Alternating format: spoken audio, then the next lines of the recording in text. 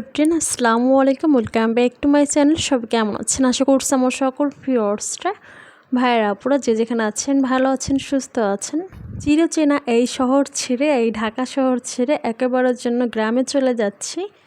হয়তো থাকার জন্য এই শহরে আর কখনোই আসা হবে না, আর আসার খুব একটা ইচ্ছাও নেই। তো ফিউচারে কি হয় সেটা তো আর বলতে পারি না। তো আপাততের জন্য হচ্ছে একেবারের জন্য গ্রামের বাড়ি চলে যাচ্ছি।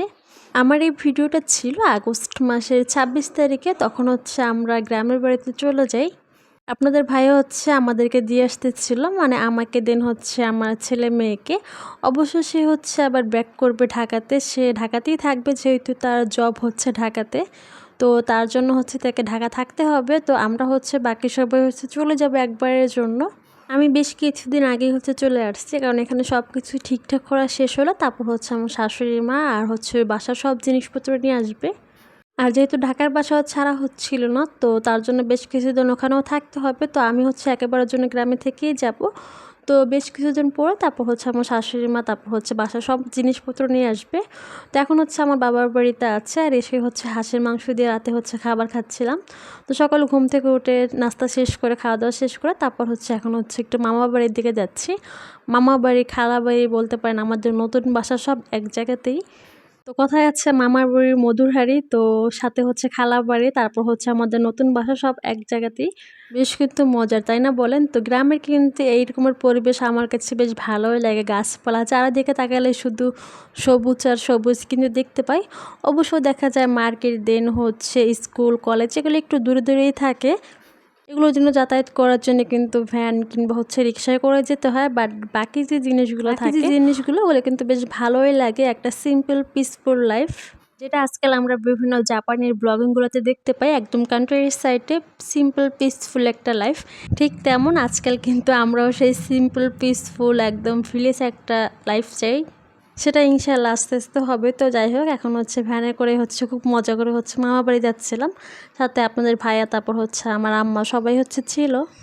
অনেক দিন পরে হচ্ছে ভ্যানে করে ঘুরলাম, বেশ ভালোই লাগতেছিল। আর এখানে হচ্ছে যে আমার খালা বাড়ি, এর কিছুটা দূরে হচ্ছে আমার মামা বাড়ি, তারপর হচ্ছে আমাদের বাসা পাশেই হচ্ছে। তো খুব একটা দূরে কিন্তু না। আর এখানেই কিন্তু আমাদের বিয়ে হয়েছিল সেই 10 বছর আগের কথা। যেহেতু রিলেটিভস ছিল এর জন্য হচ্ছে আমাদের বাড়িতে আর যায় নাই, এখানে হচ্ছে আমাকে দেখেছে, তারপর এখান থেকে হচ্ছে আমাকে তুলে নিয়ে গিয়েছিল। তো এখানে হচ্ছে আমাদের বিয়ে, তারপর এখানে হচ্ছে আবার ফেরত চলে আসা, খুবই কিন্তু মজার একটা ব্যাপার।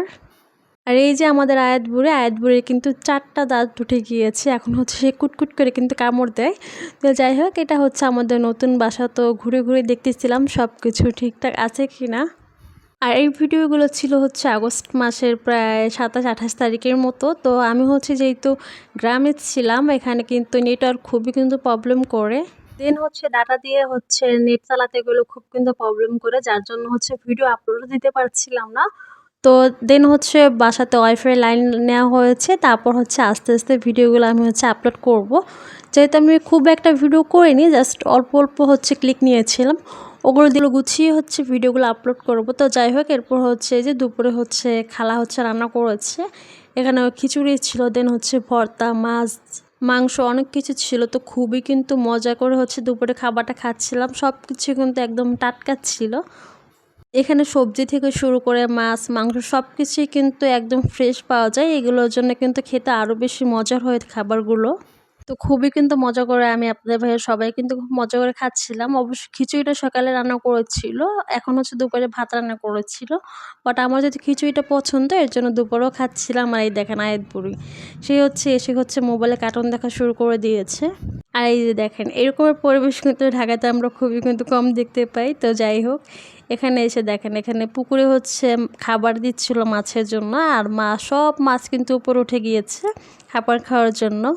গ্রামের বাড়িতে কেন আসছি যদি এই কথাটা বলেন, তার মেন রিজন হচ্ছে গ্রামের পরিবেশটা আমার কাছে বেশ ভালো লাগে। মানে আগে ঢাকা ভালো লাগতো, থাকতে থাকতে এখন খুব একটা মানে বিরক্তকর হয়ে গিয়েছি। এর জন্য হচ্ছে গ্রামের এই টাইপের পরিবেশটা এখন খুব মিস করি। যার জন্য গ্রামে আসার মেন কারণ। আর আপনাদের ভাইয়া যখন একবার বলে গ্রামে যাবা কি না, আমি কিছু ভেবে না ভেবে একদম এক কথাতে রাজি হয়ে গিয়েছিলাম। তো যাই হোক, সব কিছু গুছগাছ করতে আস্তে ধীরে কিন্তু বেশ কিছুটা টাইম লাগবে, একদম এসেই সব কিছু কিন্তু ঠিকঠাক পাবো না। তো যাই হোক, এরপর এই যে সন্ধ্যার দিকে আমার কাজিন অনেকগুলো ফুচকা নিয়ে আসছিলো, আর ফুচকাগুলো এত পরিমাণে মজা ছিল, সবে খুব মজা করে খেয়েছিলাম। আর এই যে আমার সোনা মামুনিটা দেখেন কি শুরু করে দিয়েছে, সেও আমাদের সাথে ফুচকা খাচ্ছিল, অবশ্য ঝাল ছাড়াটা। তো ঠিক আছে, আজকের মতো ভিডিওটা এখানে শেষ করে দিচ্ছি। আবার নেক্সট ভিডিওতে দেখা হবে। আল্লাহ হাফেজ, আসসালামু আলাইকুম, অ্যান্ড থ্যাংকস ফর ওয়াচিং।